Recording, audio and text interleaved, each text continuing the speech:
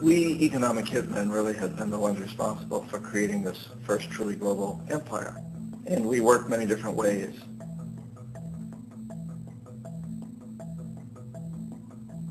But perhaps the most common is that we will identify a country that has resources our corporations covet, like oil, and then arrange a huge loan to that country from the World Bank or one of its sister organizations.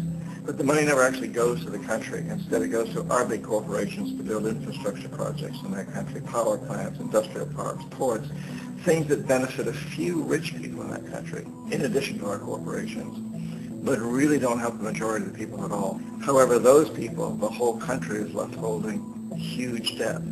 It's such a big debt they can't repay it, and that's part of the plan, that they can't repay it.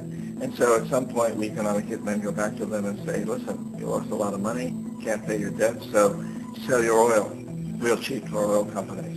Allow us to build a military base in your country, or send troops in support of ours to someplace in the world like Iraq, or vote with us on the next UN vote, to have their electric utility company privatized and their water and sewage system privatized and sold to U.S. corporations or other multinational corporations.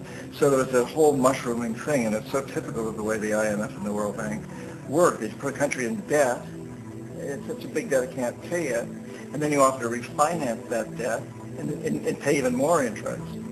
And you demand this quid pro quo, which you call the conditionality or good governance, which means basically that they've got to sell off their resources, including many of their social services, their utility companies, their school systems sometimes, their penal systems, their insurance systems, to foreign corporations.